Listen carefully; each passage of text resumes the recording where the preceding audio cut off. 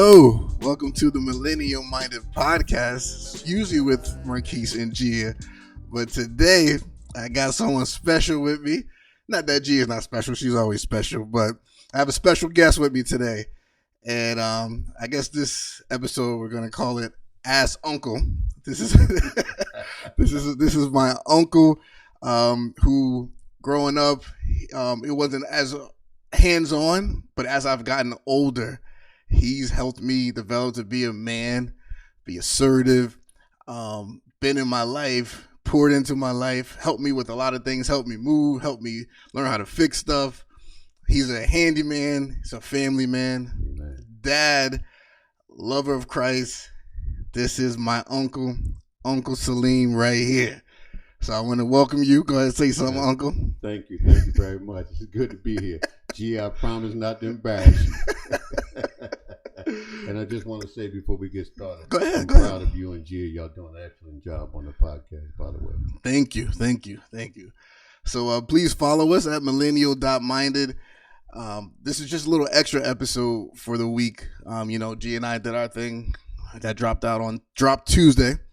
But I wanted to get my uncle in, collab with him. I'm going to ask him some questions and get his perspective, get a male perspective on some things. You hear my perspective, but I want you to hear, not millennial, but what is it, baby boomer, I think you are? I don't know what I am. I know I'm a child of God. You born 50s or 60s? You was born 60s? I will be 60 in a couple of weeks. April That's 4th, true. By the way. That's true. Man, 60 years old. Yeah. So just keep on living. You'll get there. Yeah. I hope to be there. Yes, sir. Yeah. Let's get started with. Do I have any comments? You actually had a comment in reference to I believe it was sinful nature. Are we born in sin? Or are we born with a sinful nature? And we did it. I think we answered it on Tuesday on the podcast. But if not, I believe that we're born with a sinful nature already innate in us, regardless if our parents were married and you're the pastor. Husband is the pastor and the wife is the... Okay, I gave that. Yeah, you gave that analogy. I gave that, yes, that analogy, because oftentimes I hear people say that, that we are born in sin, but I believe that we're born with a sin nature. Me too. I think I gave the response was, if a pastor and the first lady marries and they have a child, they're lovers of God, what did they do that was so sinful? So right. So in my opinion, not born in sin, but yet we are born with a sin nature that was caused by Adam's disrespect of God, and so that's my opinion. It's not fact; it's just my opinion. Unc's opinion. Don't jump on Marquis. Don't jump on Marquis or G. This is Unc's opinion. I believe we are born with a sin nature, and not necessarily born in sin. Yes, and I'm agree with you 100%. Born with a sin. Yeah. Okay. Yeah. That's one thing we agree on. Not too much, right? We were having some conversations before this. It was like, we're not going to go into that. Yeah, we ain't going to even bring that up. But yes, I believe born sinful nature because of Adam's. Eve's, she was deceived, the scripture says, but because of Adam doing it as well, that is like the whole downfall. For a minute there, I thought you were going to try to get Adam off the hook. No. It's definitely on Adam. But the scripture does say she was deceived. Yes, Adam wasn't. Adam willingly did what he did. Ate the forbidden fruit. I don't know. It still seems like you're trying to get Adam out to get a ball. Yeah, you're saying. No. I'm just saying what the scripture said. I'm just saying what the scripture said. Okay. Covenant, because the covenant was made with Adam. Yes. That's why we got the sinful nature in us. Amen. There we go. All right. Absolutely. Okay. Absolutely. Did you hear about Nick Cannon being reinstated? He was fired, or he has some supposedly anti-Semitic views. It's basically saying black people are the real Israelites, and Viacom fired him or took him off his own shows that he had started, like Wild 'N Out or whatever. They reinstated him back recently. Mm-hmm.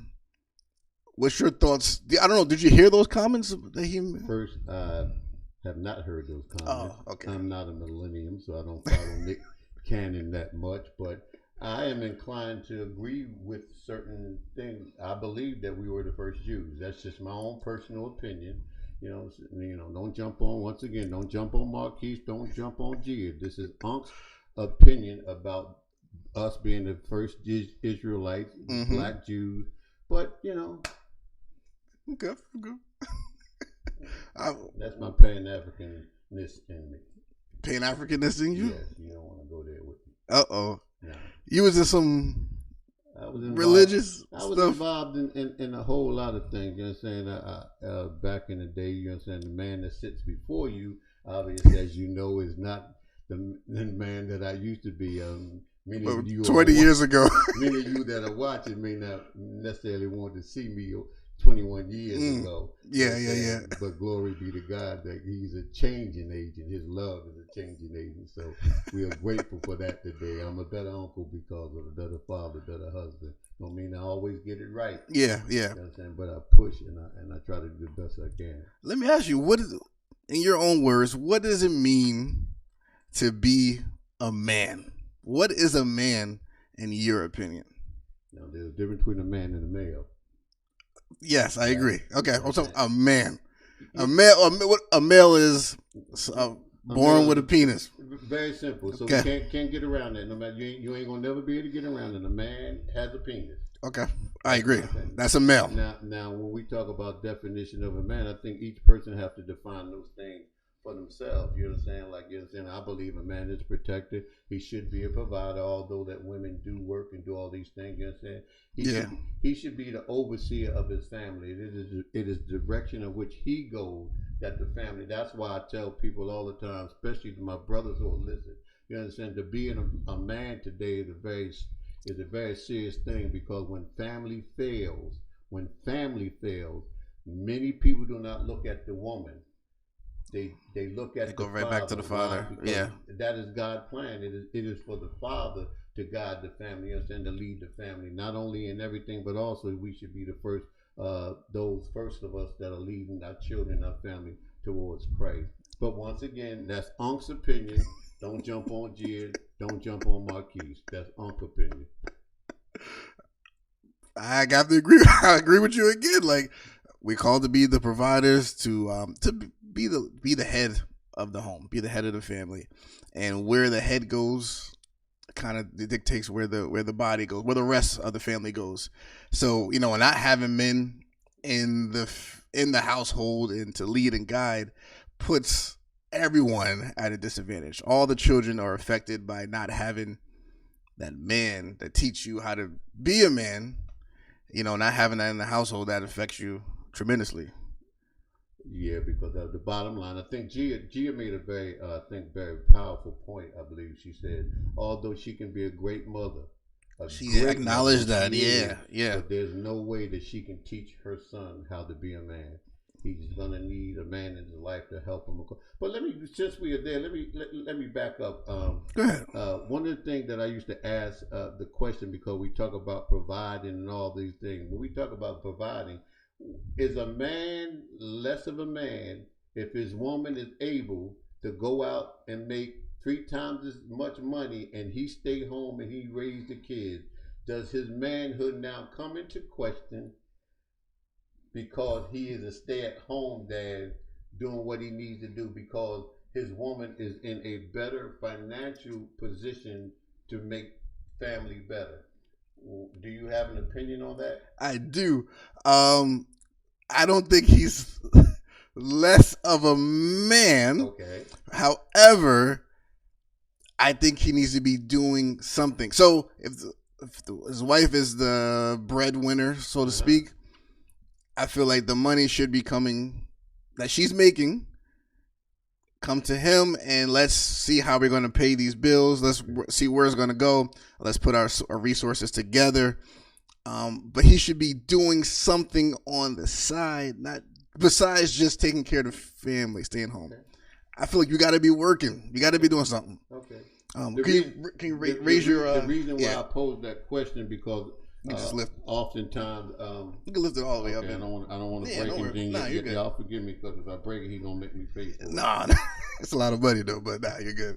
You're good. So I, I'm just one of the people. I just posed that question because, a lot of times because of people don't want to admit this because of systemic racism. You know what I'm saying? That oftentimes corporate America will hire a female before they will fire you because you are a natural threat to many. Listen, I'm telling you, I've lost a job at an interview because I was told by one of the sisters that worked there with secretary that he said I shook his hand too hard. What? I'm not going to mention the law firm that was. Okay. I'm not going to do that because I don't know what you can get in trouble by doing. Maybe you might. Yeah. I don't want you to get no trouble. Okay. But because you shook his hand, because he felt threatened. Him in his eye and I shook his hand. I don't know. You give a man a firm handshake. I agree. That's what you're supposed to do. Absolutely. So you lost a job for that. Well, I never made it past the interview because of that.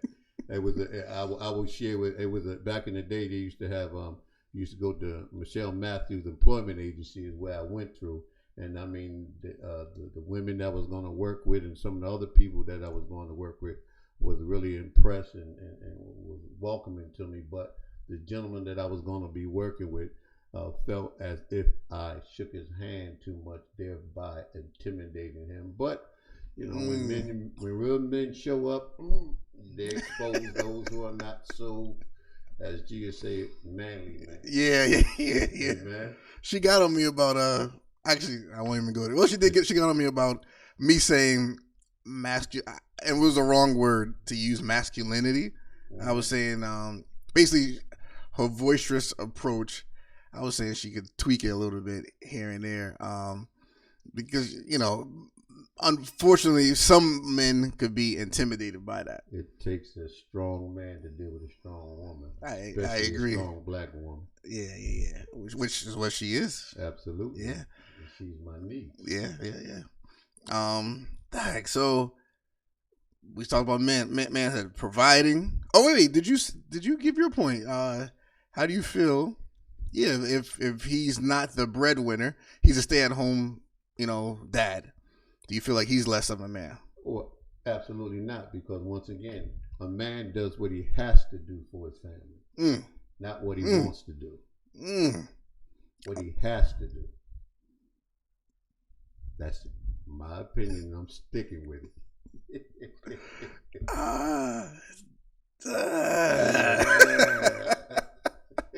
I feel something in my stomach.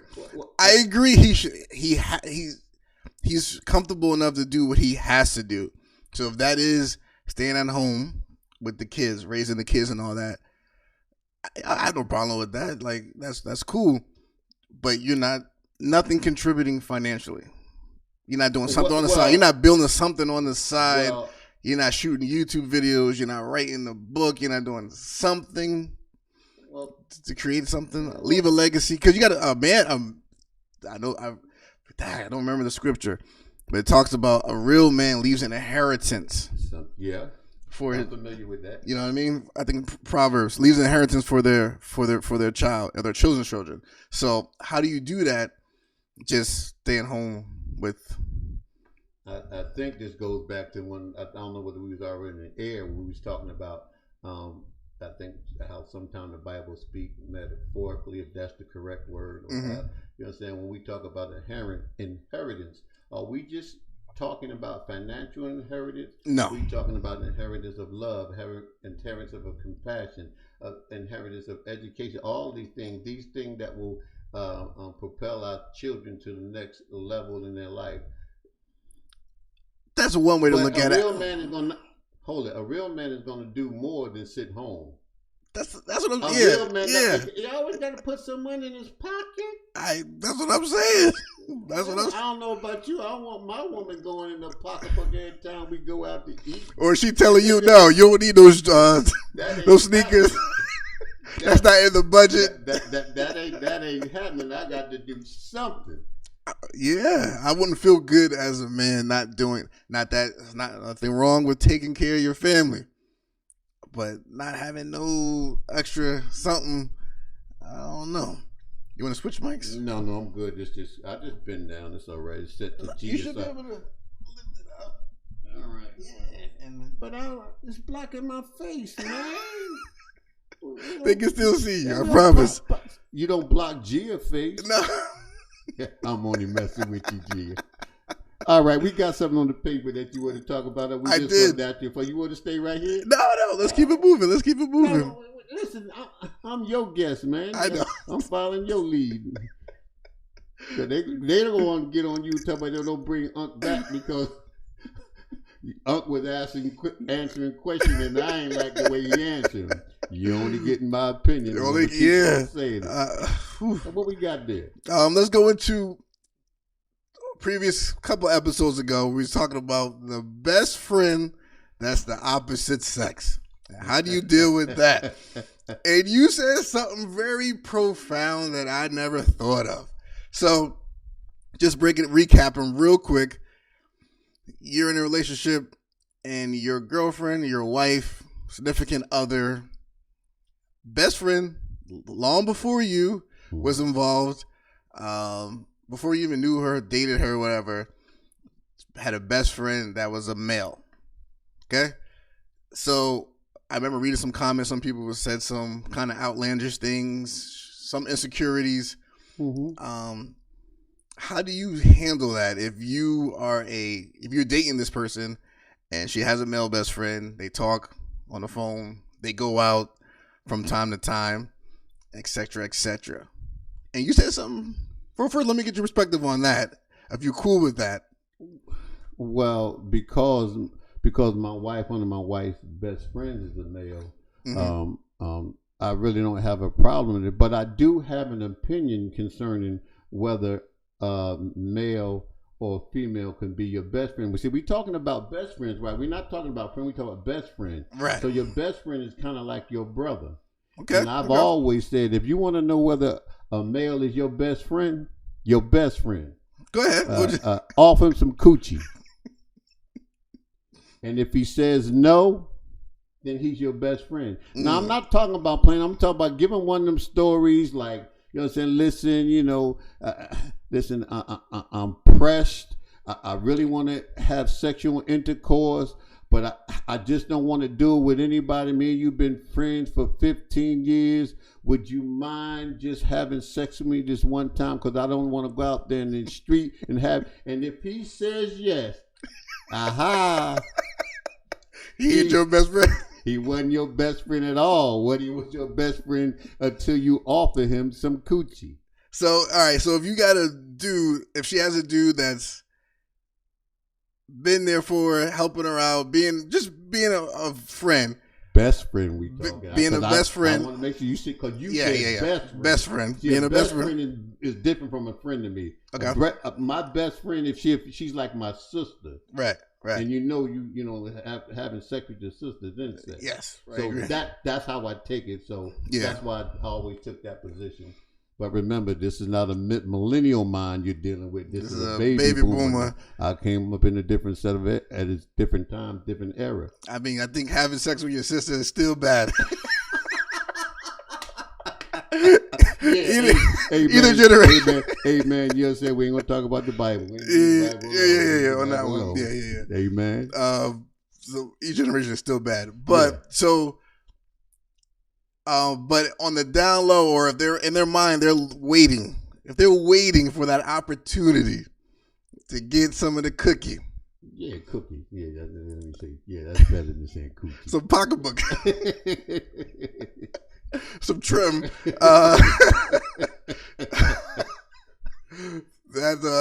You're saying that person is not a best friend. They've been waiting. Yeah. I'm with you on that. So no matter what they did before. Once again, this is my opinion.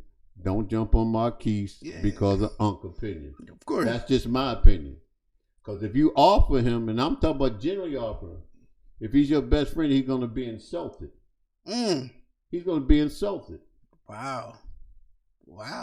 Yeah, well, what love got to do with it, but that's a whole nother story. All right. You would be insulted that you even. Wow, that's okay. You would be insulted. Yeah. Once again, it is like your sister. Your best friend. Now, I ain't talking about your friend. That friend, because that friend will give it to you if you ask him.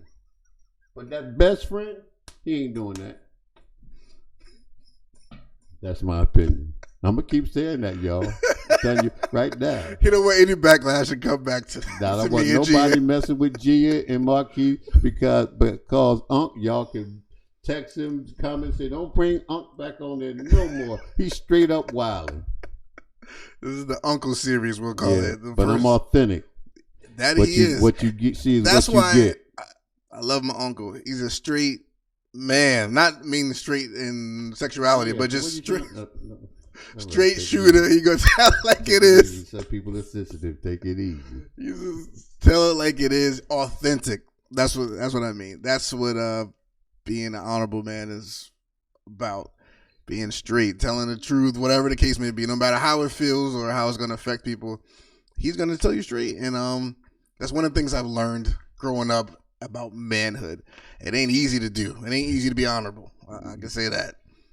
Testimony of that one. You know what's so funny? I see how y'all work, Jeeah, because you just start talking and stuff start flowing. It just flows. Because what happens is, like it's this word that a lot of people use, and they use this word integrity, right?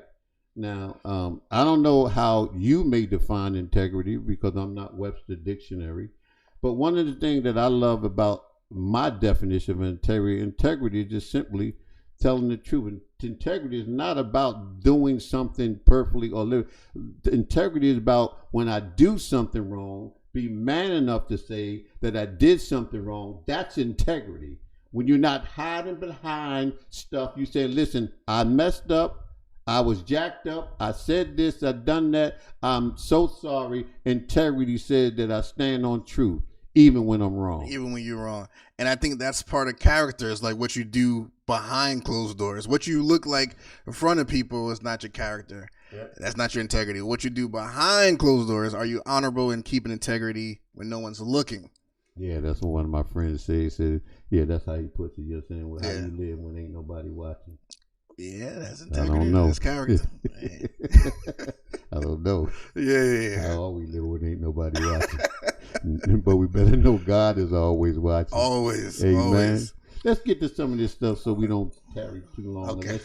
You know what, my bad. There I go, Unc, trying to take over. It's the baby boomer thing I'm realizing. Yes, sir, because can I say this? When y'all first started, I was like millennial minded. I'm saying, all right, what's the difference between a millennial mind and a baby boomer mind? I said, now we got y'all called, what's the next generation? I don't know, Z or X or whatever. What's the difference? Ain't we all born? Yeah, but the way they think and the way we think and the way totally you think, different. what y'all do, yeah, it's totally different. I actually personally think that many of the things that you guys go through are the same, some of the same thing that we went through younger, but it's at a different scale. For example, like, you know what I'm saying, listen, I feel sorry for you jokers that cheat today. Cheat. Y'all gonna get caught because of this. Because of this viral, this cell phone. Listen, listen, man, listen. Y'all got a whole lot of issue that I did not have to deal with, man. So that's true. I don't know. That's it's true. rough, but. And I think that we're just born. You know what I'm saying? We all have. But the way different generations think. Really? Yeah. You think we think different? Yeah, the way your work ethic is different. Oh yeah. Now let me start talking about the young folks. You know what I'm saying? Don't get upset. Some of y'all lazy. Man. Exactly. Don't want to work. Don't want to work. Don't want to work. You know what I'm saying? Go to work, and when you go to work, you get mad because the man said you got to work, and then you cry about work. You ain't even been on the job 10 minutes. You talk about I'm ready to go home. I work with a couple of people like that, and I say I wish they shut their mouth. They are making my day hard. If you don't like your job, quit. There you go. Give it to somebody else who's willing to work. Totally agree. Listen, if you got to clean the toilet or whatever at work, you do what you got to do. Just, don't bother me on my lunch break. But my time is my time. right. So you don't think too different from me, because that's We're a little bit closer. Job, particular, I work I work a little part-time job. You know what I'm saying, just to put a little extra money in my pocket, so I don't have to let my wife take care of me. I'm a real man. Because you're a real man, right. But whatever they need me to do, like my job is shipping and receiving. Mm-hmm. If they say, listen, could you, this maintenance guy, can you sweep the floor? You paying me for 8 hours, right? Yeah. Well, from 9 to 5 or 6 to 11, whatever I work, you know what I'm saying? I'll do what you say. But at 11 o'clock, let me tell you something. Don't you ain't at 5 o'clock. Bye. Tell me, I'll see you the next day. I done put my time in for the day. Right. Yeah. So I think our generation's a little bit closer, but still, we still got a lot of differences. Okay. Women in sports, right? So, got some equality concerns about women not being paid as much as like a WNBA player not being paid as much as an NBA player. I just want to get your perspective on it. I brought up the fact that the money's not. I see you fidget. Nah, because you set me up. you just ask Uncle. I'm just asking Uncle. Now I believe this. I believe in terms of corporate or working.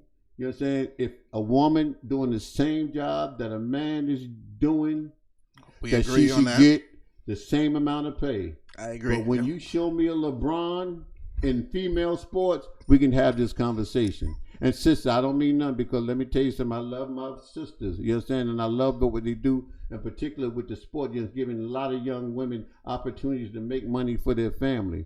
You know what I'm saying? Yeah. I love what's that tennis player name? Serena. Oh man, she's about a powerful sister. Yo, man. all my older cousins, uncles, we used to sit there and watch Serena Williams play tennis, and we know why. I watch it because she could. I'm not saying maybe not you. No, yeah, I guess a little bit. We all just sit there and watch Serena Williams play. Serve, wait for a serve. The volley, baby. But she's a phenomenal player. You know what I'm saying? Yeah. I think she should get paid a lot of money now. But she does. In terms of equality, she's bad, but I don't really think that she's capable of beating the number one man. But she said that, yeah. Well, see, then we ain't even got to talk about that. Well, I want to get your perspective, just in case. In terms of equality, you know what I'm saying? I think that if, for example, what does the WNBA produce financially? That's the problem. Compared to the NBA. 25 million to billions. But see, then you got to make that adjustment. You know what I'm saying? If you bringing in, you know what I'm saying? If you bringing in $3,000 a week, you know what I'm saying, and another person bringing $300,000 a week, do you think you should be getting paid as much as the person that's bringing $300,000 a week? I don't think so. No. It doesn't diminish what you're doing as a player. And by no means do I mean to upset anybody, but the fact of the matter is that when women's sports start producing the money that men's sports producing, then their pay should be going up because they are putting out, and they should get back in reaping and sowing process. So we're in agreement there. All right, don't get me in trouble. No. Next, transgender. No, you know what? Before we go transgender, where you want to go? You made a comment about terrorists, Capitol riots. When Jeeah said she sees them as extremists. I know my mother felt like they were terrorists. What's your thought on that? Well, I am by no means the smartest guy on the block. Let's get that straight.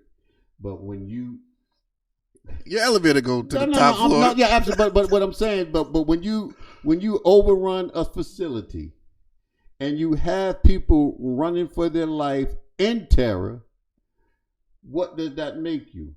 In my opinion, you are a terrorist, because I think Jeeah talked about it being a political thing, because if I don't know, many of y'all remember the Black Panthers. I believe they still around today, but you understand, many people, J. Edgar Hoover, consider them a terrorist group, although they was a political party. Yeah. So it's funny how Black Panthers are a political party, and they ain't overrun the Capitol, killed people, but yet people that overran the Capitol at the urging, pushing, nudging of our former president, they are terrorists in my group, and they should be treated like terrorists. Not one of them should get off with leniency.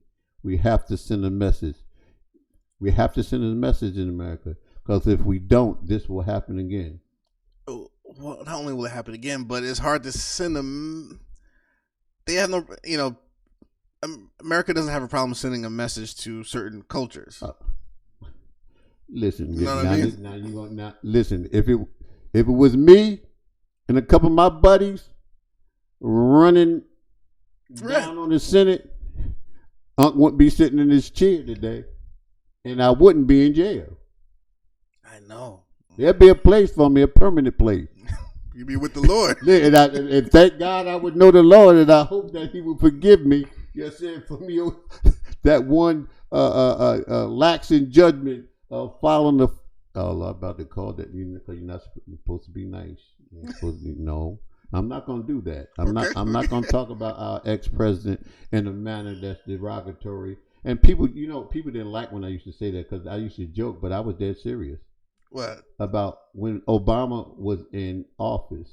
Mm-hmm. I said we cannot behave in the manner in which they behaved. They gave Barack Obama hell. Yeah. So I refused. I was refusing to talk.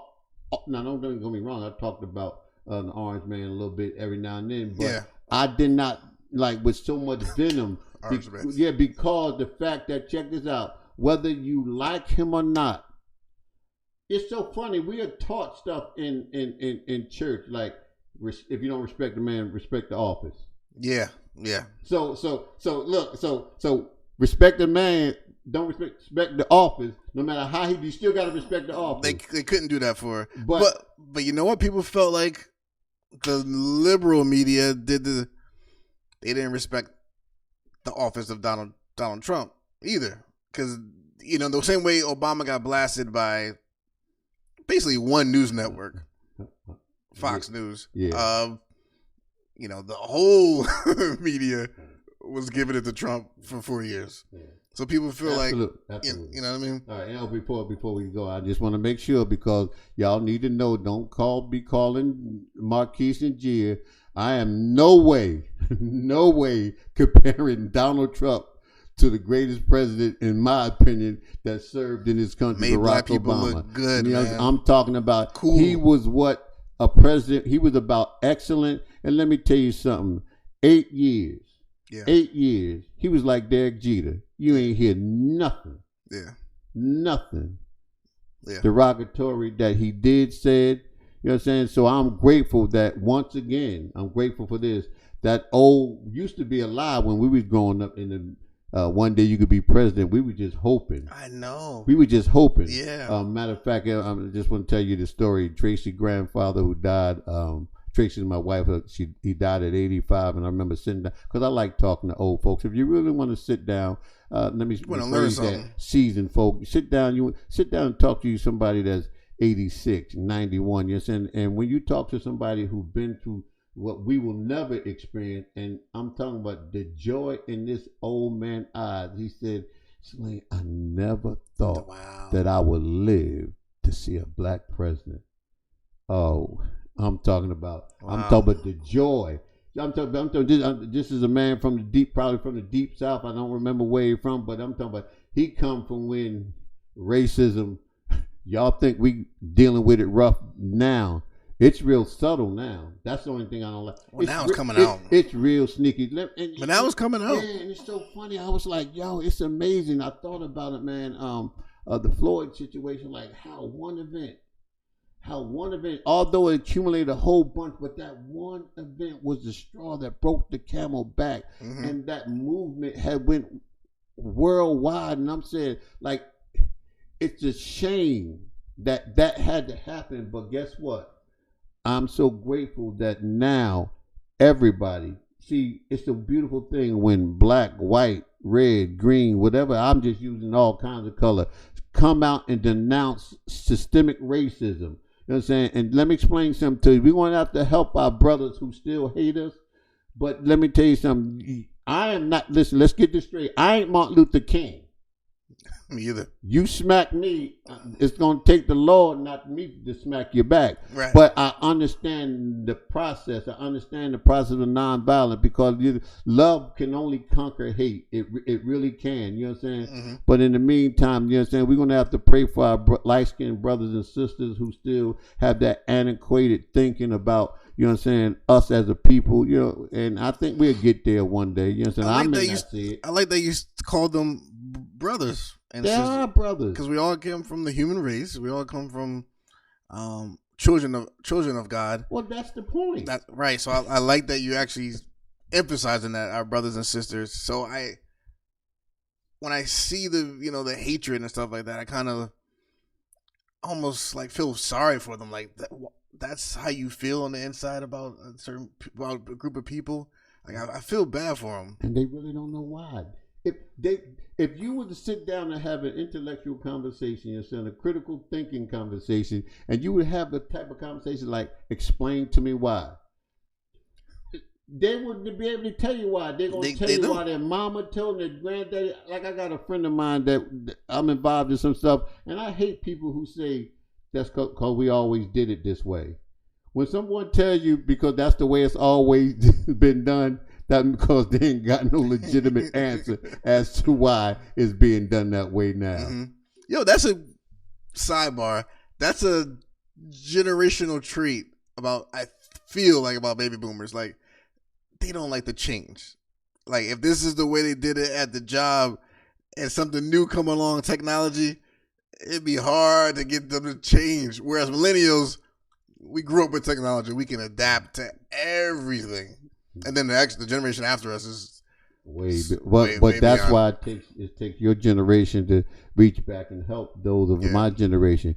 One of the things that, because, oftentimes I talk to people and, they, especially older folks, they get like the good old days.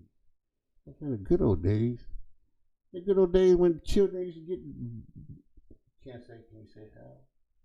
You can say hell.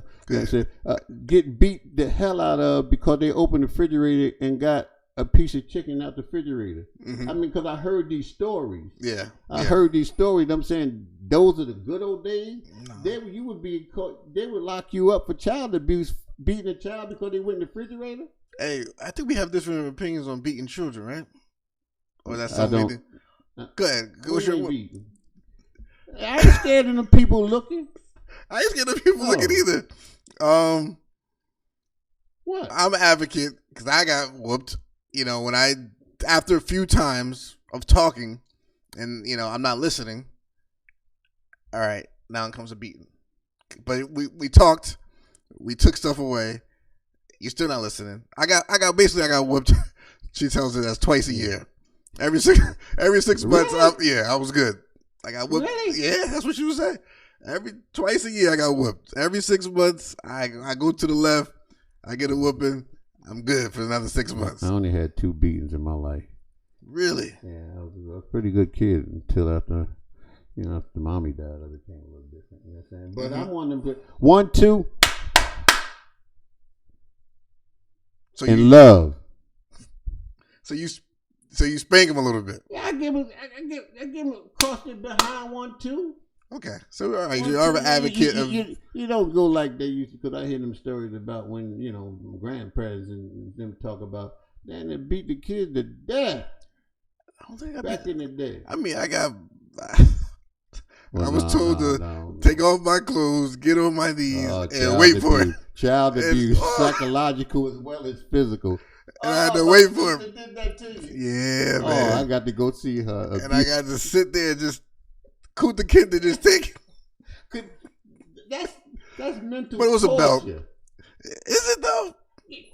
You sit there waiting Well, at least my mama. Not too long, but like my mama beat me in the bathtub one time we was younger. You're saying she waited till we got in the bathtub. I never had that. I never had that ever. And these kids crying about because they get you. Want you today? You beat a kid, they'll be back out. But take that iPod from them, boy. I know, right? They'll die.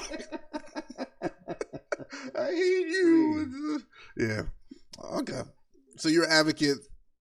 1, 2, 3 here and there. Well, a lot of people. It's because I have to look at the times.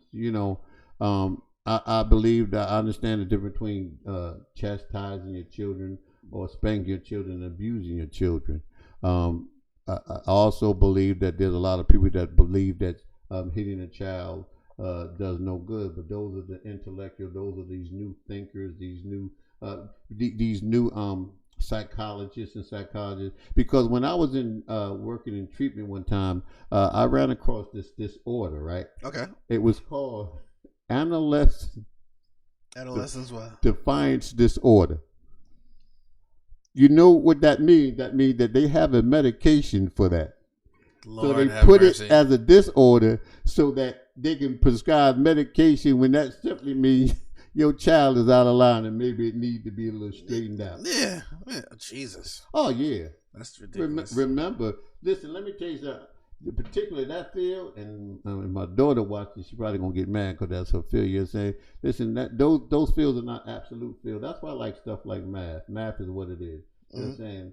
All that other stuff is speculation, and people will come up with different orders and analysis and theses on this or that because they're able to do that, because to regulate this, to try to understand this up here is very difficult. And I don't think no man is going to ever be able to fully understand what goes on up in here. I agree. Yeah. And no man can understand a woman either. Listen. Just kidding. See, that's him, y'all. They ain't got nothing to do with You said, I think that's can't live with him. Can't live without him. I sure don't want to live without him. I tell you, I'm sorry. Who can understand a woman? Listen, let me tell you something. I tell my sons, and they even tell you sometimes, man, listen, boy, that about as soon as you understand them, boy, they done flip the question. Yeah, boy. Yeah. This is just guy talk. This is men talk. Yeah, don't take it personal, ladies. Don't take it personal. You know we love you. Yep. Yeah, we got mothers. We got sisters. I need you. I don't know about nobody else. I need my sisters. Yes, Amen. I need them. Listen, we ain't perfect. I know we got issues. Of course. And that's one of the things. You know what I like about people? I like men and women who can admit that they're wrong. Yeah. Nothing. Can I say piss? Yeah. Nothing pisses me off more than a person that can never, ever say, my bad, I'm sorry. Yep. I always got to be the one to say, I'm sorry for the sake of peace. I don't know. It's a hard pill to swallow. Yeah, it is. Yeah, that pride, that arrogance, Yeah, it's real difficult. And let me tell you something. And I'm one of the people that I think that when love truly abides,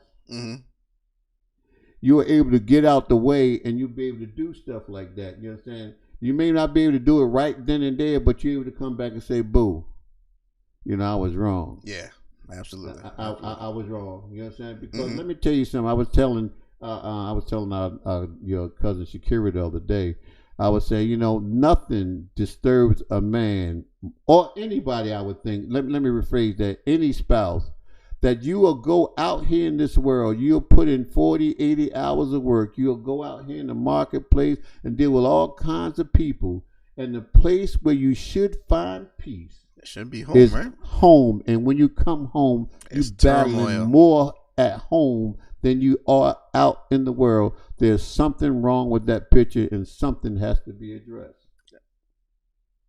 I don't think I need to piggyback off of that. No, I'm telling you. You're right. Until we get to that place, man, where love abides, man, and understand that, listen, sometimes you may have to swallow and say, listen, let me give you an example, because I see how this thing works. Yeah. I see how it works. Listen, if you start one, you're going to love it. You're going to just lose.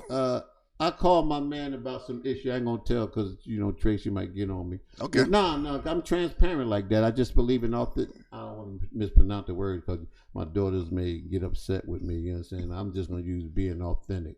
I want to tell the story in the context. You know what I'm saying? Okay. I called my I asked my wife something on the phone and she hung up on me. Okay. And as a matter of fact, I asked her what kind of oil. She had in her car. Because I used the oil. She told me it was 20. Synthetic, okay. Synthetic, right? But Walmart brand don't make that. And that's what I got to use. I said, don't have that. She said, yes, they do. And she hung up. Mm-hmm. So now I'm standing there. She started sending a picture. She took a while to send the picture. I'm walking around Walmart, and I'm like, where the picture at? So she sent me the picture. Baby, don't get upset. I'm just trying to make a point, darling. You know what I'm saying? She sent me a picture of the manual that says V020, but that's what's not in her trunk. That's not the bottle. That's not the physical bottle. I go get the bottle. The bottle is hidden. But so now I'm hot. Listen, I am hot. I'm hot. And I'm hot for a couple of days, but let me tell you something. A couple of days? Yeah, bro, at least 2 days. Yeah, man, because my feelings were hurt because my daughter helped me with that. What I should have did was say, sweetheart, what did I do to cause you to hang up on me? Because that hurt my feelings. You should communicate. I don't want to experience that more. So you need to let me know what I did. In this case, I know I didn't do nothing. But my point is, when you got people who love you and want to see that your relationship grows, I call one of my dudes. You get on my nerves. Some of my friends get on my nerves. Mm-hmm. I said to him, I'm crying and I'm moaning about what's going on. He said, man, you ever went fishing? I said, yeah. He said, what you do with the small one? I said, you throw that. I got caught myself. I said, you throw that bad boy back in. He said, man, throw that bad boy back in. What are we saying? That's too small, brother, to waste your time on that energy. Nah. No, you're right. Because I'm like, yeah, it may be small now. But the day that it happened, it was not small. It was huge. It was huge. And you should have, like you said, Jelly said? Jelly. Yeah, Jelly said I should have communicated how I felt. Exactly. But that's that manly man that tell you things like, and we need to get away with that. Get away from that. You know what I'm saying? Are you saying you were too prideful to talk about how? You know one thing, when you lie to yourself, you can't get better. That ain't no big deal. But you said it ain't no big deal. I ain't gonna let that bother me. But yet it's eating at the core. I've been there. I've been there. Yes, sir. I'm telling you, and but that makes you more of a man when you do express how you feel and get that off your chest. And I'm learning that as being assertive, letting your feelings be known. But some women will call you a witch. I just use that change the letter. Y'all know what Not I mean. a real mature woman. They will actually appreciate and value that. Stop being like a... No. Man, listen, that ain't right. You rather for me... Check it out, right? Women, you rather for me to express myself, my emotion with these than with these. Yeah. Because to use these is against God. It's a horrible thing to do. Yeah. And I'm not justifying when people do that, but sometimes I believe that many men don't have the capacity to express themselves, so they express themselves in a negative way because no one taught them that, listen, man, you can share how you feel with somebody. You can share with your woman that, listen, this is hurt. You know what I'm saying? Like, because I learned that I was crystal clear a while ago. It took me a minute to understand that when anger happens, that is not the real emotion. Okay, I think that's true. I'm hurt. Because I'm hurt, I operate in anger. Yes. And when I'm able to express those things... Anger's the last level. There you go. It's the last level every time. That's what I'm talking about, nephew. Yeah. I was learning that in my aggressive, assertive videos I was watching and studying up on. Anger is like the last absolute level. You didn't deal with these issues. You didn't express how you felt. Absolutely. And it led up to this. But it never has to get there if you express how you know what I mean? And that makes you more of a man, and that builds you in on Tracy's or anyone relationship, makes it stronger, actually. Absolutely. When you can do that. but it takes two to tangle, baby. Oh yeah, absolutely. Takes two. Absolutely. Takes two.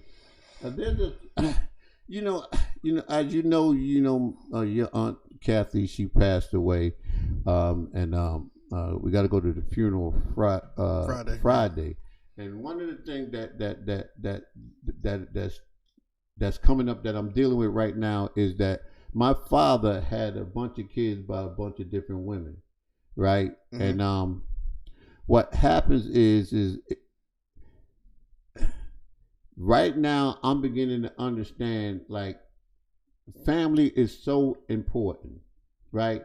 It is no fault of none of the children that was born, you know what I'm saying, that had nothing to do with not knowing their no siblings growing up. And that's one of the reasons why family is so important to me. You know, family is so important to me. And if I can just ask one thing and to get one thing across to all my family, understand this, that check this out, whether you are on my father's side or my mother's side, we are all family. We are all family. And then when you get right down to it, like my sister Kathy got two sisters that are not my father's children. Okay. But guess what? By way of connection to my brother Meatball, they are my brothers and sisters. You know what I'm saying? And when we get to this point in our family, like, I want them cats that, listen, family come first with me. Yes, I know you are. Family come first. So my dad is like the same way family too. Come first. Now you know Mustafa. Mustafa is one of my dearest friends. But my family come first. Yeah. My family come first. But it took a long time when you mature. You know what I'm saying? Like when I would, and that's another thing. I don't have to see you every day for me to love you. No. So that's why I was like, Uncle Muhsin thing the other day was a blessing to see Shakira and the love and feast of the love that they show when we in the Hassana, the love that we show each other when we do get it together. You don't just because you see somebody you know that people will be around people every day that they hate their guts. We work with them for 8 hours a day, right? You know, my daddy had a saying, if I never see you another day in life, it'll be too soon. And sometimes I feel that way about a lot of folks, but not my family.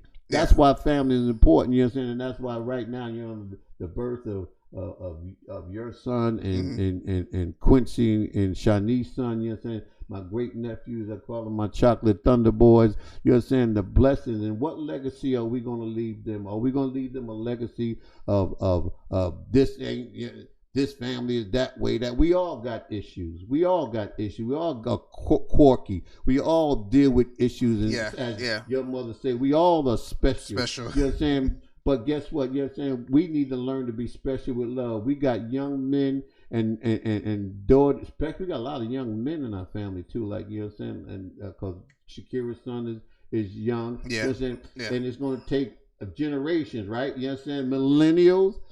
Baby boomers, you understand, to raise these young men up right, you understand, because guess what, you understand, I truly believe that we are raising, and in our midst are kings, movers and shakers of the next generation, if we pour into them. Do you feel like, did I say that? Masculinity or being a man is becoming like a rare breed now in society? Like, do you feel like I felt like there's an agenda now to kind of push the need of a man or the desire for a man in today's society. Like, men are not necessary. Do you ever feel that way? Because, you know, with the equality and then the feminists and then transgender and things I'm, you know, seeing pop up. Any real woman knows that a woman needs a man. Any real woman. Yeah. Now, I'm not saying that a woman cannot exist without her, but you know what I'm saying? I just think it's just natural. I just think it's just natural. You know what I'm saying? Because you know what I'm saying? Listen, man, woman, man, produce children. You know what I'm saying? Create family, which create community, which create country, which create nations. You know what I'm saying? And the bottom line, and the cycle goes on and on and on and on. Now, this masculinity thing is a whole, I don't know whether y'all, you know what I'm saying? Because what are we talking when we use that term masculinity? Are we talking about hard? Or just being a solid man, not feminine, not like you go to it. I don't want. All right, you gotta be careful. Yeah, you go to a social gathering or a church, and you see the men clapping with their hands like this. It's like, yo, be a solid. What the? What did you just say? Clapping. Yeah. So there's a manly clap, bro. Compared to if you that's not like this. No, when did I do it? I just felt ugh. I don't know because you're gonna get us in trouble. All right. Because maybe I might edit this part. Yeah, you might want to. Well, the reality is that if people can't stand the truth, and your truth may not be my truth. So when I'm speaking my truth, and if I can't live in my truth, there's something wrong with you that don't allow a person to live in their truth. That's just how I feel. You understand? Because you understand, I ain't wearing certain clothes. We talked about that. I'm a grown man. Yeah. You a man's man. I'm not wearing clothes. You know what kind of clothes I'm talking about. Right. You understand? Right, and just check it out. And don't you dare judge me. You understand? Because listen, I could care less. Let me tell you something. You know when people don't want to talk about truth, your sexual orientation is your business. Of course, yeah. I got friends of mine, and I sound like one of them racists, right? Now I got a friend that are black. Yes, listen, I have some friends that are alternate lifestyle. That if you bother them, Saleem will slap. Oh no! Oh Lord, I'm a Christian. Saleem will say. We'll talk to him. Yeah, Saleem will talk to you about that because let me tell you something. Because I got some brothers that live an alternate lifestyle. Some sisters, man. That they, the love that they share with people is, I hate to say this, they may get wrong. I've seen more love coming from alternate lifestyle people than I see coming from churches sometimes. I mean, I wouldn't. I ain't say you. I said me. I said I wouldn't put it past. Yeah, I understand that. This is. I'm telling you what I see. Well, you're I've been true. around 60 years old, Jitterbug. You just keep on living. You'll get there. Maybe you see a little bit more. You say. Yeah. It'll be all right. But I don't know. Well, while we went on, I don't know. You want to edit this? I don't know. We'll see. You check it out. We'll see. But the masculine. I'm just saying. I just feel.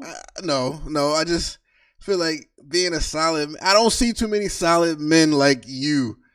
There's a lot of them. That's because that's the millennium. They tricking y'all. That's what I'm saying. Society is pushing this. They trying to soften y'all up. Real. That's what I'm saying. Being metro, whatever. That's what I'm saying. I feel like there's an agenda. There's a balance that needs there's a balance that needs to take place. You know what I'm saying? Yeah. Between my thug brothers who I love, you know what I'm saying, and I'm more, you know what I'm saying, not so, and check it out, and I ain't talking about people, I'm talking about they're men, straight men that just carry themselves differently, maybe a little softer, maybe they may not be, is it possible? I don't know. I don't know. I don't know. Let's get off this subject. Can we go somewhere? Look at that paper. Let's get off this subject. All right. Transgender sports. We can deal with that one. I'm assuming you're gonna say it's not right that a male, that you or I feel like a girl, and all right, I want to sign up for the WNBA walk on. Actually, I'm not using me. Let me not use me because I probably couldn't play the WNBA. Yeah, your skills ain't up. Yeah, and my foot is still recovering from my injury. LeBron James, Kevin Durant say, "Yo, I'm a girl." And you see him in church and he clapping like this, dude. Let me stop. All right. He goes to WNBA and he's just killing. He's dominating. Like I saw, my boy Jerry sent me a video of 2 high school transgenders that the news reporter's like, they're just dominating the sport. Every time a race is in track and field, they're first and second place every time. and actually, parents have put a petition in and got like a couple 100 signatures or something like that because they're saying it's not fair or not right. They have an advantage, an unfair advantage. They're men, feel like a girl, look like one, whatever the case may be, but they got this. They're men at the end of the day. Okay, I'm a baby boomer, so I often ask this question: what is a transgender person? Is a person that is either a male that identifies themselves as a female, I believe so. or a I female. believe so. So they're playing. You can fact check this. Fact check us on that. I could before. And once again, this is only my opinion. It is not fact. You know what I'm saying? Mm-hmm. That's ridiculous. Yeah, that's ridiculous. Listen. You cannot. You can. You know what? I tell you what I'm going to do tomorrow. I'm gonna feel like a girl. I'm gonna feel like a girl tomorrow. I'm gonna find me one of the malls with all the women in it, and I'm going to the women's bathroom. And I wish somebody would say something to me because I just feel like a nut today. Listen, this equality, yeah. Well. The bottom line is this: how do you speak about stuff without offending anyone? I just say simple. If you have a penis, you are a man. If you have a vagina, you are a woman. Now, you can identify yourself in any fool who will let their child. I wish somebody would be trying to wrestle a little boy wrestling my daughter. Me and my boy was talking about that. Like, if I have a daughter and she's playing basketball at high school and 6 foot Timothy is checking her, I'm walking on the court. I gotta call a popo. I'm stopping the game. I gotta call a popo. I have to. I'm sorry. They're gonna be throwing my daughter around no wrestling match. You a boy? That's just unfair advantage. Okay, Thabies. Let's go on to the next. What the hell is? Oh Lord, is the hell occurred? No. I think we're all right. We're okay. Thabies is Thabies. So the new. Okay, you're gonna help your uncle out here. New wave is, I don't even want to say wave, but the new terminology is from gender neutral babies. They're not saying they're a boy. They're not saying they're a girl. They're calling them babies. And they're allowing this child to wait till they're about 4, 5, 6 to decide what gender they want to be. They're letting 4 to 6-year-olds decide what gender they are going to be. Please tell me your thoughts. I mean, we talked about it, Jeeah and I. We did a great breakdown on it. We have read some comments on it. Most people are like, we're not for this thing of Thabies. Well, Thabies. Well, Thabies, they come out their mama womb one or the other. All right, that's number one. Right. Many people will say that I am insensitive, and I'll tell you, you are a liar. I am not insensitive. I am one of the most caring individuals you will ever meet. Yeah. But I'm going to stand on what I believe truth is, and my truth is very simple. You know what I'm saying? You know, Thabies. So these are parents that are deciding. That they're hands off. They're not letting them. They're not. So, no blue for the boy, no blue for his room, no neutral. All neutral colors. The way they dress is neutral. And then when they're about 4 or 5, they let them decide he's a boy or a girl. You know, the boy can play with dolls and walk in the hills and all that kind of stuff. Well, mine's ain't. Mine's ain't. You know what I'm saying? I'm glad to make that decision for him. But here goes the thing that I would like to know. What actually does the studies show? You know what I'm saying? In terms of when you are handoff, you know what I'm saying? So you don't either go one way or other. For example, if a child is home, and I think Jeeah talked about, I think y'all talked about, if a child is home and all they see is their mother doing this and their mother doing that and their mother doing this, they generally gonna do the thing that they see. Right. So you know what I'm saying? So then why don't we just put the babies in a cage with a dog and see whether or not it wants to be a dog? Let him crawl around like the dog. Let him be around the dog and let him make a decision whether he wants to be a dog. Let him eat out of the bowl if that's what he wants. Let him pick not only his gender, let him pick what he wants to be or she wants to be. I don't want to be a human being. I want to be a dog. I want to crawl around on the ground. I want to eat. Let's stay. Just stay. Keep your hands off it. I don't know. I know that my son. That's me in my house. He go play with a doll. He's gonna be a G.I. Joe. You know what I'm saying? Listen, and you know what happens? And I'm telling you, you're gonna catch slack with Unc being on here. I'm telling you because listen, it's not that I don't have a filter. I do have a filter, but I cannot and I will not go against what I believe is true. Well, that comes from. I don't know where it's come from. There used to be this show on I think it was Queen Sugar, where the little boy played with a doll. I believe it was Queen Sugar. It was about this. It's a black movie about this sister, and I think her boyfriend, her husband, was a basketball player, cheated with her. Then she went back to I think somewhere in the South, and she running a plant, a sugar factory or something like a sugar farm. Okay. But the young man that's in it, he's always. I think his name is Blue. He plays with this doll all the time. Mm-hmm. Now, I'm not saying you playing with a doll gonna make you want to be a girl, but I'm just saying that when you are given alternatives, you know what I'm saying, let you choose, and I guess that's what they're saying. People are saying, well, don't just let them choose, but I just let them choose everything.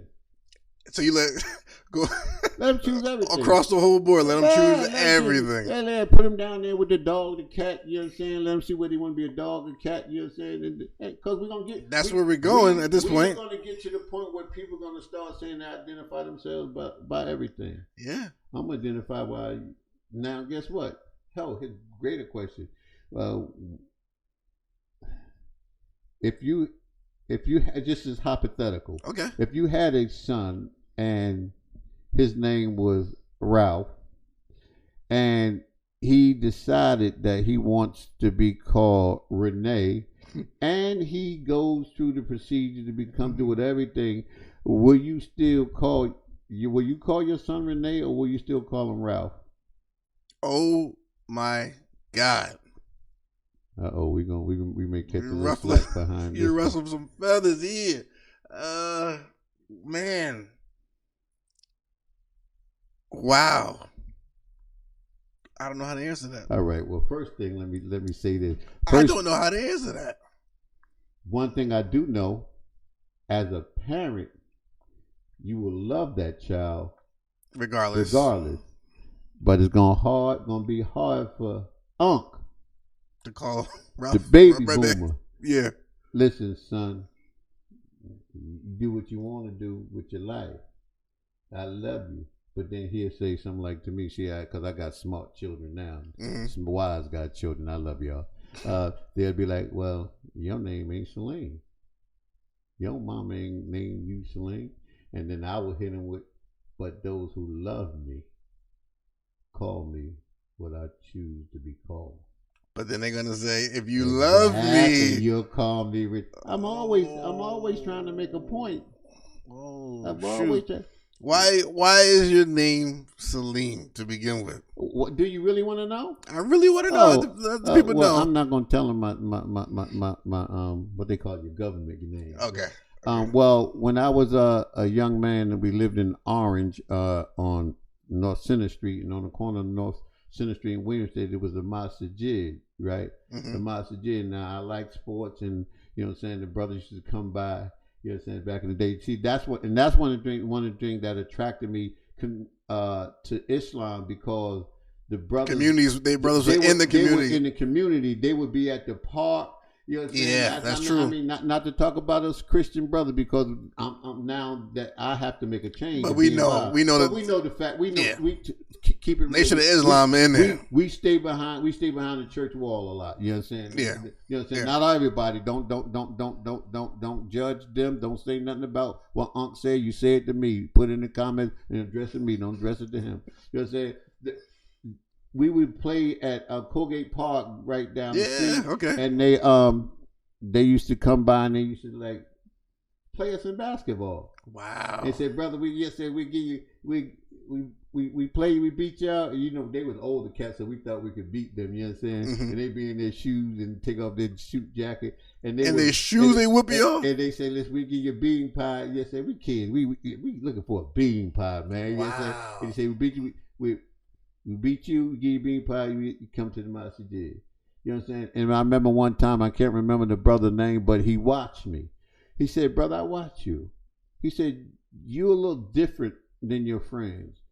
He said, "You will fight if you have to, and I watch you because I done pulled you off a couple of people." He said, "But that's your last result." He said, "I'm going to name you Saleem. It means one that maintains a peaceful state." So since I've been 11, I've been called Saleem. Oh, Matter of fact, many of y'all just have learned my real name. For real. Because I've had nieces. Shanice has answered my phone and people call, "Can I speak to?" And she be like, "Don't know, live here." Be like, "Who is that asking for?" I said, "Baby, that's me, Uncle Saleem. That's all we have." Everybody calls me Saleem, except for a chosen few, which I allow to call me. And what I mean by that, because normally I don't respond to you don't call me what it is that I choose to be called. At work, they call me by my name because they work. They have except for when I worked at Renal Hospital, they had my tag with my middle name, and they had my first name, but Saleem in the middle. Yes, at work, the people call me by my first name because they're insignificant. They don't mean anything to me. But those people who mean something to me call me the name in which I love to be called. Your mama names you. I'm going to call you. Well, that's all right. Then you don't call me Jack Bones. Don't call me at all. That's all right. What your mama called you. Listen, you're dealing with an uncle that you call me what you will. You be sounding like Charlie Brown teacher. Wah wah wah wah wah wah. Because I ain't gonna listen to a word you say because it's called respect. I agree. That's what I want to be called. That's what people call me. You understand? The only reason why I keep my birth name is because my mother gave it to me. I thought about I'd have the papers many times to change my name, but because had my mother been alive, it would be changed already. It would have been changed already. Okay. But my mother's, so I hold on to the name, even though our last name. Let's get that straight. What? My last name ain't Eason. My last name is Eason, but I am not an Eason. I'm an Eason by love, just in case I got some Easons that have shown me love over the course of the year. Hold up. My mother was married to your uncle who passed away, oldest, Eason. My father met my mother after they separated, or could have been the reason. I don't know why. You understand? My father was a Rolling Stone, right. But you understand? My father's name is Albert Cleveland Henderson. I am a Henderson, although my last name is Eason because I'm of Wilkins and Eason and Henderson blood. I'm Eason because of the love that many of my Eason relatives gave me and showed me. My Uncle Carly, my Aunt What's Deanie, Uncle Wally last name? Wilkins. Uncle Wally Wilkins, man amongst men. Yes, he is. Man amongst military men. Man. Yeah. Let me man, Uncle Wally the best. I remember one time having a lot of talks with him, just sitting in North Carolina. I got in a fight with Aunt Tracy one time. Drove all the way to North Carolina. Because the only person who I believed in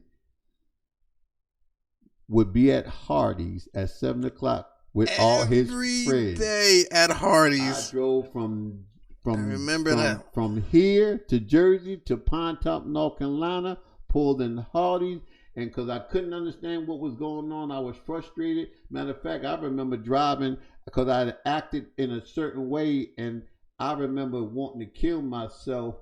Take the car right off the road, you know what I'm saying? Because I behaved in a manner that was unbeholden to a person that talked about he loved his woman, you know what I'm saying? So I had to, but I had a friend that called me at the right time, 1:00 in the morning, and say, "Listen, you by yourself. That's what the enemy wants. He got you by yourself. Lord Jesus. You're feeling low. You're feeling like you all by yourself, and like you're done so wrong. You're saying he wants you to end it." I rode to Hardee's. Because my Aunt Hattie is a piece of work as your mother say, she's special. Special. Aunt Hattie, this is no disrespect to you, just making a point. Yeah. I said, because I watch him, Aunt Hattie would just ignore. Yo, and I used to say, how did he I went down, that's why I drove there.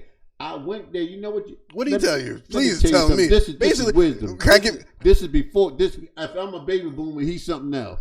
Let me just recap, backstory before you tell that. His wife would boom all the time. Lord, and mercy. This man would just be cool as a cucumber and say, all right, nothing. It didn't even bother him. And the things she would say would trigger any man, anybody. Anybody else. And he was just like nothing. All right, I'm going to go to the store. They didn't have the popo at your house or anybody else. So what did he tell you? That's I drove, listen, I got off the highway. I drove into Hardee's. You know where's that? Yeah, in the Hardee's. He said, nephew, what's up? I said, Unc. I said, man, yeah, I don't know, me and the wife. But he said, listen, Unc, how do you deal with Aunt Hattie? His very simple, he said, nephew, I pay Hattie no mind. I got in my car and turned back around, drove right to Jersey. That was it. I pay Hattie no mind. Let me tell you something. And Erica's a lot like that. Erica understands this principle that I wish I can get.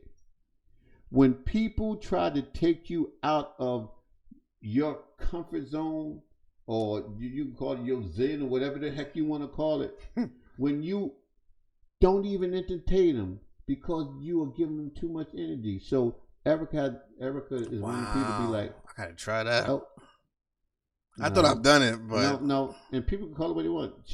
Listen, she's sharp with it. She's like, I got time for that. Say to herself. And she just don't mess with you. And I understand that. I wish I had that. You know what I'm saying? Where I can listen, but I'll do it, but probably won't do it like her. I'll probably do it with, man, get out of here. I ain't got to talk to you no more. Like, she won't say nothing like that. She just don't say anything.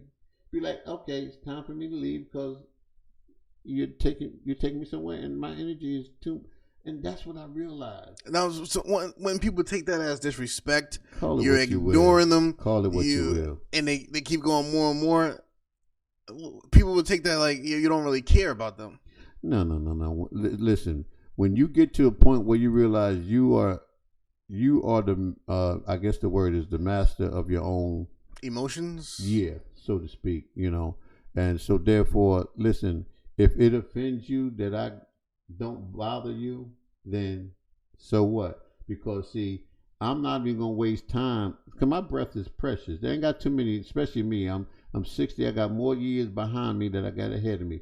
So I'm not using a lot of my energy, a lot of my voice, a lot of my precious breath that God gave me, trying to defend myself against your attacks or your opinion about anything. Listen, if that's how you see a thing, that's how you see a thing. Sometimes I don't. Because, listen, I'm very opinionated. But now, so, all right. I was just about to say that. So, someone's, will say, triggering you. They're saying whatever. They really get at you. It's only but so much you can take. Absolutely. You know what I mean? So, I feel like he's incredible because I've seen it with my own eyes. Why you think I went to him? I watched it. It never bothered him. Think of any person nagging you to the utmost power, and you just ignoring it like nothing is happening right now, like nothing. But I feel like who can do that? At some point, you're gonna express how you feel, or you're gonna like at some point you're just gonna snap. I've seen my uncle. I remember, I don't remember, somewhere in North Carolina, he used to live, they didn't live in Ponto at the time, I know, because in the military, I stayed with him for a while, and Aunt Hattie could be a little shady about something, and she did something or said something to me, and that's the first time I've ever seen my uncle. He did just like that. Hattie, that's enough. That's all he said. But this was, That's but this a was, man's but man. this was Wally Man. Wilkins. You know what I'm saying? I can't forget whether he was a major sergeant, but this was a military man, lifelong military man that commanded a bunch of people, and he just simply says, "That's enough." But what happens is, Tracy grandfather was like that. Tracy would tell me stories where the disciplinary was the grandmother, and she would get in their hind parts, as the people down south say. She said, and then Marsha would say, "Roxy, that's enough. One word." Now, when Uncle Wally said that, And had he shut him out.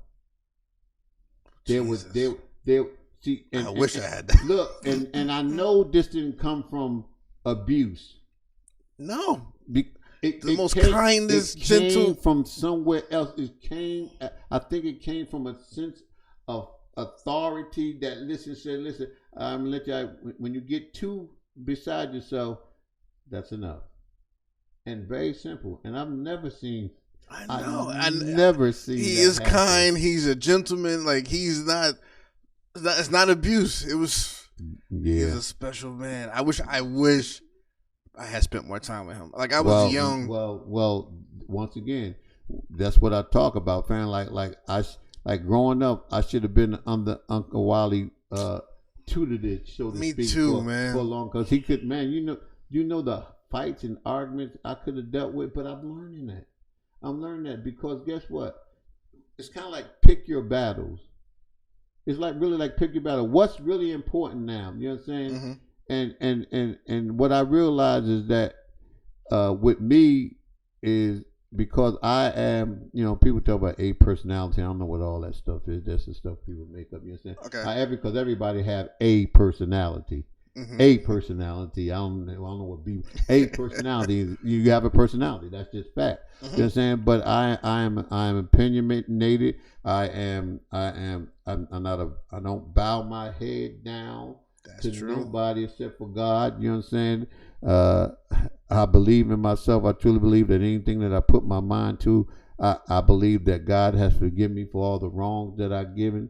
You know what I'm saying? I don't let people hold me hostage of the things that I hold you over the barrel. You know no. Forgiveness. For God has forgiven me. I've forgiven myself. And guess what? And I've watched the family members who I've harmed forgive me. Yeah. You know what I'm saying? Yeah. And that's why today. Listen, let me tell you something.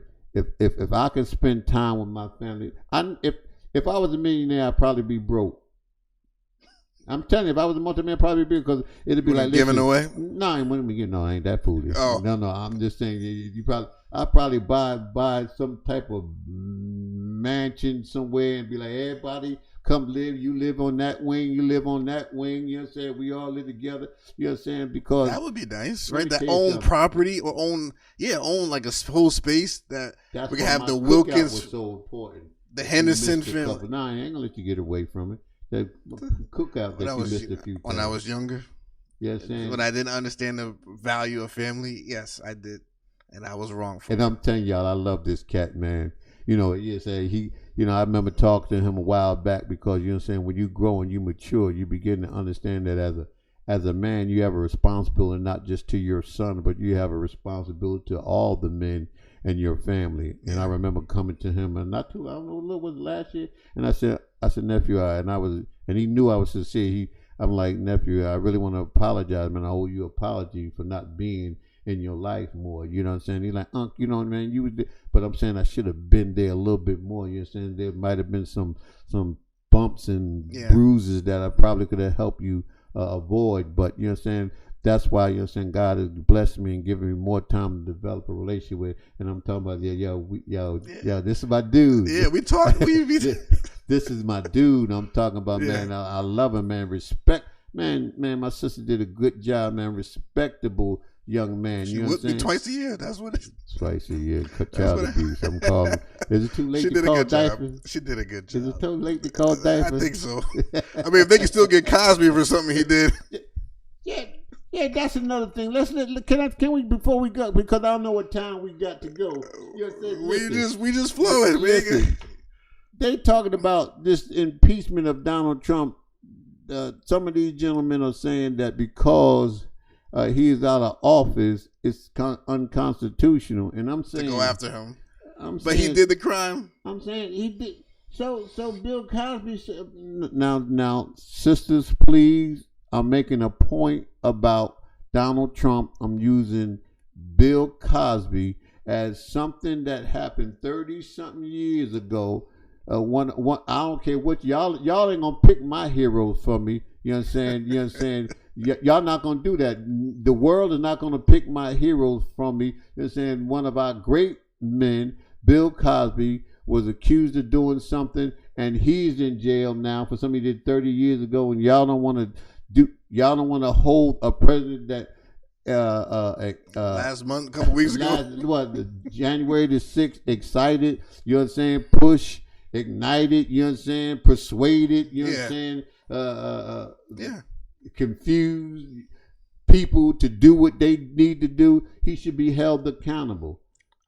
He should be held accountable. And they're right. They're right. They're only doing that so that he will never have to run for political office. If a person break into your house, you better go get ADT, a pit bull, or some other stuff so that he never get back in. What is wrong with y'all? Y'all foolish? Something by the house, by the bed. I'm sure you got. Wait. No, well, don't get it twisted. I believe in the constitutional. Carry a gun. I believe that every black person on the planet. Maybe they'll put some gun laws changes. They'll change some gun laws to every. Listen, matter of fact, do me a favor. When you get a chance, go start applying in your local precinct for a right to purchase firearms. Yes. And you will see how quick they will change the gun laws when we start buying guns in abundance like other folks. I agree. I have some friends that they show me. They got a bunch of them. I'm like, you ready? Please. Yeah, that's what it should. It's so hard to get a gun though in New Jersey. In New Jersey. That's what. Yeah, never mind. Yeah. In New Jersey. Yeah. In New Jersey, maybe you ought to move to Georgia where you get carrying permits and all Pennsylvania that. too. Matter of fact, I got a friend of mine. He lived in Fayetteville, and I remember. I don't know whether that's the same shop that he at, but I remember like coming out of his barbershop one night and they had a club next door. Mm-hmm. And what state? In North Carolina, Fayetteville. Mm-hmm. And everybody had guns on their side. And ain't nothing happened, right? And he said there was never an incident. Why would there be? Because if you pull out yours, I'm pulling out mine, then guess what? It's OK Corral going down. That's it. I don't know. This is back to Uncle Wally, though. Were you able to apply that principle when I went home? Yes. Oh, when I went home, well, or just in life generally. Yeah, I did not. I just paid no mind. See, I got a chair that put me to sleep. Listen. Let me tell you something. My wife is an honorable woman. None of us are perfect. She has rocked and rolled with me through things that difficult the times and everything. Average woman would not rock and roll. Many would have questioned whether she was insane or was in right state of mind to stay with a person like me. But I'm reminded of her words that she told me one day that brought tears to my eyes. She said, "Baby, I seen something in you that other people don't see." And the manifestation of that person is coming into being as we speak. Yeah. I am truly, listen, do not get me wrong. I am not a perfect individual, but I am far, far much better than I was years ago because of the love of Jesus Christ. Now, people don't think that's not the case. It is when I finally grasped the idea that a Savior loved me so much. Loved me so much that when I'm one of them people that like if I was like into movies that I can paint the picture that and I'd make it personal. Wow. That he took all he stood before the judge and the public defender with all my charges. Guilty. With all my charges. I'll pay it. He said like a good father said, "Don't worry about it, son, I got this." You know what I'm saying? I'm taking his burden. I'm taking everything that's supposed to come to him. I'm gonna wear it. And he took it on a cross called Calvary, right? Yes, sir. And on the Calvary Hill, and when I grasped that concept, one day it hit like, yo, he loved me so much. He gave his life for me. And check this out, knowing that I'm still gonna struggle. Look, we ain't talking about knowing that I'll do it because he's going to get right. I know he's still going to struggle. But because he understands the love that I have for him, he can never be once again put in bondage of anything in his past. And check this out. And another thing, like I'm one of them cats that I came to Christ late in life. Yeah, yeah. So don't be upset with me. I'm going to put it this way. I don't have to fight through what I call church shenanigans, which is exactly what it is. Exactly what it is. Church traditions. Yeah. Any of these things, I don't have to fight through that because I have to fight through as the commercial what's live and what's Memorex. Yeah, you know what I'm saying? Yeah. You know what I'm saying? So I don't have those burdens that a lot of children that was brought up in the church that are indoctrinated in tradition that ain't got nothing to do with what God said. Is something what man did and what man said, and so therefore I'm free. I'm free to think the way that God wants me to think, right? You know what I'm saying? Yeah. And let me tell you something, I don't get it right, man. You just was having a discussion about, because I don't like, we're not going to go talk about I'm not going to go there, yes, but I'm just talking because one of the things that I realized, you know what I'm saying, debating the word is, but I ain't got a problem putting a book before us and studying, like, what does it say there? You know what I'm saying? Okay, what does it say? What does it mean within the context of the whole thing? You know what I'm saying? What does it mean over here? Yeah. That don't mean that. You know what I'm saying? You mean what? All them years, like I told you before, you know what I'm saying? You know what I'm saying? I'm looking for it. You know what I'm saying? Earth have no sorrow that heaven cannot heal. I'm still looking for it. You know what I'm saying? I'm still looking for it. Now, it may be in there. Maybe I just don't know if y'all can find it. Now, get me wrong. They're going to find the scripture's going to be something that says something similar to that somewhere in Isaiah. I understand that. But can somebody help me with where can I find the scripture, or is it not scripture that says earth has no sorrow that heaven cannot heal? Have you heard when praises go up, the blessings come down? Where's that at? Nowhere. Where's that at? Nowhere. Yes, it took me a long time through studying, through teaching. It says that nowhere, nowhere. Two double negatives. Money the roots are evil. Now y'all left out a word. The love of money. The love of money. You tell me don't let money. That's those things. We talked about what I told you. Matter of fact, in one of the comments, I said it took me one time I had to teach on Lent, and I couldn't. I'm like, Lent, I can't find it in the Bible. Now, although many people practice it, so now I gotta go. Now I want you commenting on, don't you? Because we're gonna. It infers to what the principle, but I'm saying like it's hard for me to. If I don't see it, hold it. Let me make sure that I got that in proper context, because we know that if everything that was written in the Bible that haven't written in the Bible, it wouldn't be enough room to contain it. So some stuff is inferred, some stuff is like I just told you earlier. You know what I'm saying? I ain't going there. I'm talking about something else. I know how to avoid that. You know what I'm saying? Okay, good. You know, with Mary Magdalene, you know, saying Jesus cast out 7 devils. You know what I'm saying? I can't find it in the Bible.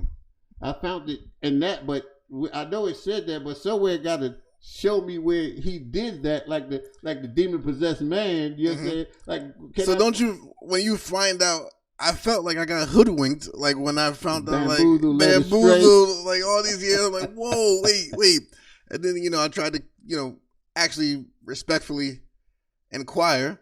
Mm-hmm. You know what I mean about those things, and that it didn't go out the way that I thought it would after having serving for all those years. But that's what's my lip on this thing.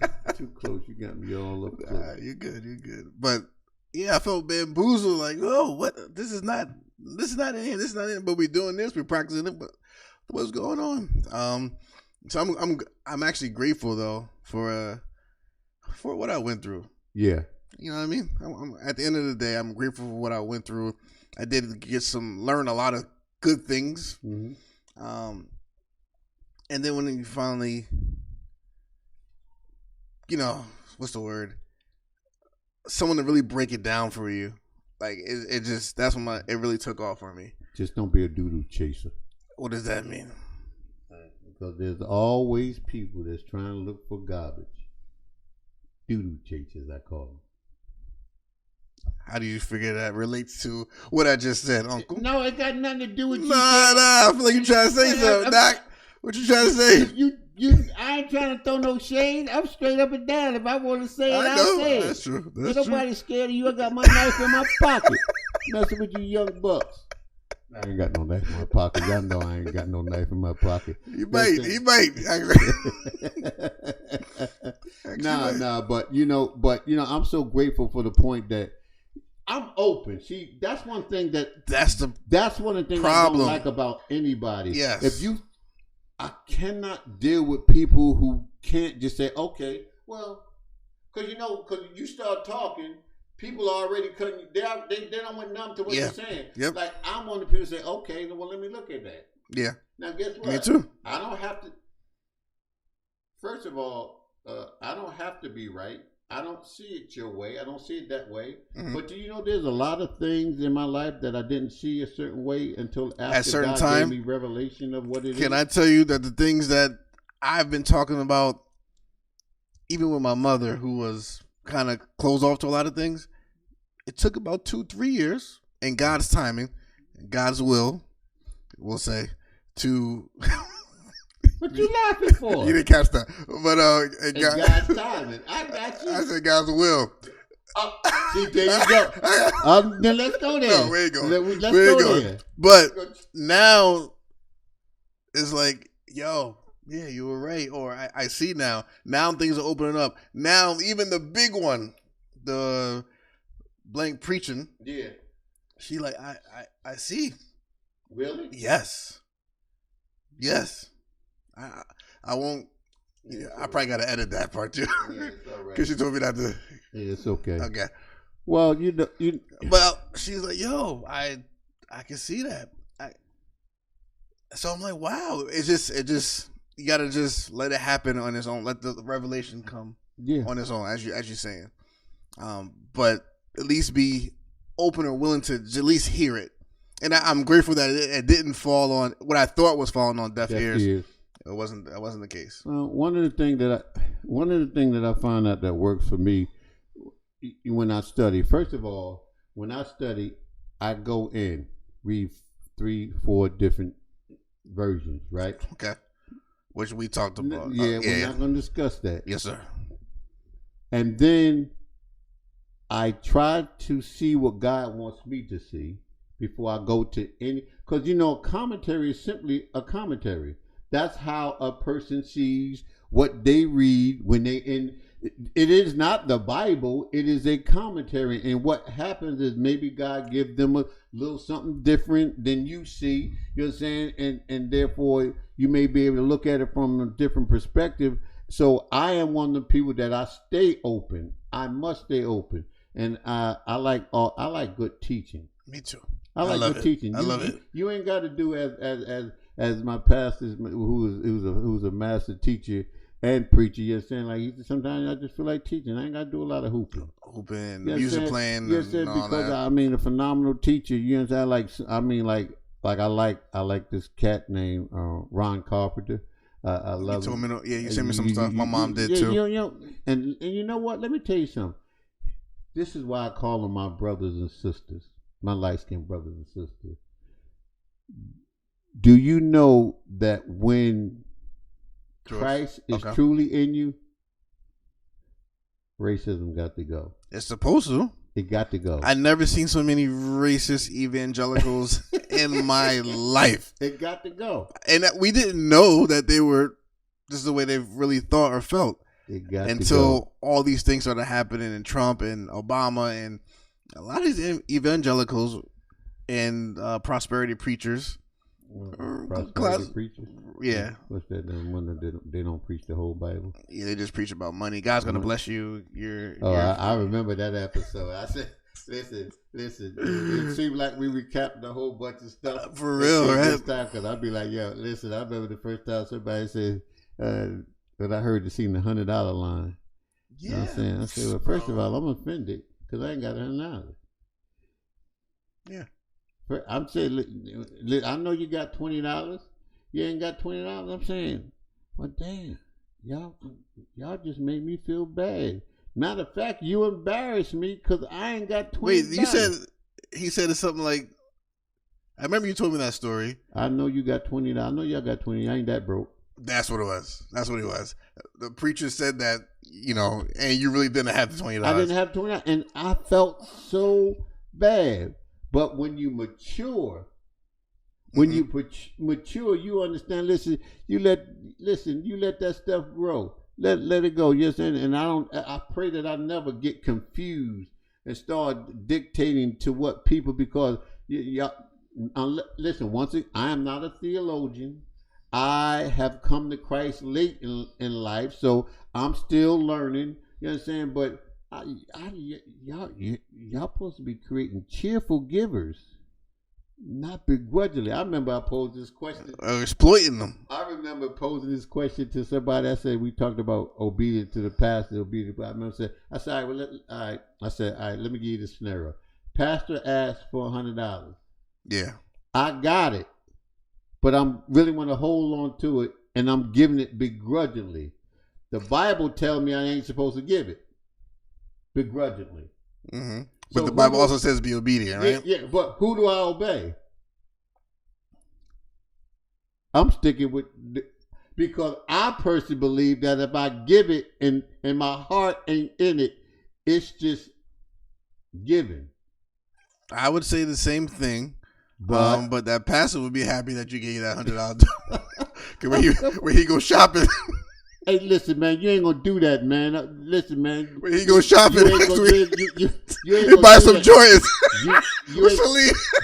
You ain't gonna do that when I'm sitting here. I'm gonna bust you upside the head. With Saleem, $100. I'm gonna bust you upside the head. When he come in next Sunday with some Jordans, don't say that. Listen, that's him. That is not me. I'm not buying into that. I'm not buying into that. I'm just saying, your pastor gonna have some new Jordans. Not your pastor. I'm just joking. You talking about my pastor? I punch you dead in the head. What happened to being peaceful with Saleem? When's Saleem meet again? That I told you I was 11 when he gave that to me. Stuff changed over the course of some time. So no, that's funny. I don't know. Do we want to touch anything? Are we good on that? Just it. I think we hit every time. Everything we came up with, we talked about. We good. We good. I just want to. I don't know. I just want to say these last words. You're saying to those you are listening, love your family while they are here. For we are not promised tomorrow. There may be some things that have been devastated done to you, but I truly believe that forgiveness is key to the Christian walk. Absolutely. You know what I'm saying? And I believe what the Bible tells that if I don't forgive, pretty much I may not be forgiven. Yeah. You know what I'm saying? Like I said, I'm no theologian. Theologian. I got you. He got me. That's what he did for. That's that millennial minded stuff that I got stuck. But just love on one another. You know what I'm saying? Forgive one another. Listen, and those of us who are spiritual, let us help lift up, restore our brothers and sisters, and we don't do it by bashing. Yeah. I'm gonna let my light shine. I ain't gonna make it shine. I'm gonna let it shine. I'm gonna walk in the way the best I can in this. You don't like when people say Christian journey, right? Christian journey. Say that? Yeah, okay, I can say Christian journey. Yeah, because don't say Christianity. Yeah, because I remember you say even though somewhere in the Bible said that Antioch is when they were first called Christian. Christian, that's fine. That's fine. That's good. I'm gonna leave that alone before we keep going. All right, Jeeah, I hope I did a good job for you, darling. I think you did. I did an awesome job. That was what can I say? Cherish your family while you have them. I have family members that have gone, like Uncle Wally, who I now see at 32 the importance of having that man figure. He was a real man. Like, it makes me sad to think about it. Yeah. That I was young, But as I got older, I didn't want to go to North Carolina all the time. And you know, nobody, especially that house, Pine Top. Just thinking about it. I ain't talking about Pine Top, y'all. That's where my mama from. You know what I'm saying? But listen, you could throw a rock. You could throw a good baseball player could throw a rock right through the whole town. It is. Yeah, it's Pine Top. That's what it is. Hardee's was good though, right there. Anyway, cherish your family. Spend time with your family. Listen. Sit with the older folks. That's where you get the wisdom. Your hand over here when you say older folk. I did. I didn't mean it that way. Meaning season, wisdom. That's what I'm trying to say. Still jitterbug. Know what you talking about? I hang with the best of them. You said you hang with older folk. Yeah, but I can hang with you. I can hang with the young folks too. Oh yeah. But we're getting more wisdom from the seasoned elderly folk than I would say you would for me, hanging with me. Not necessarily, brother. No. I've gained more wisdom sitting with you, listening to you, listening to other people.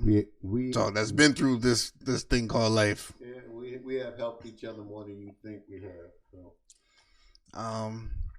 But thank you. This was Uncle's wisdom.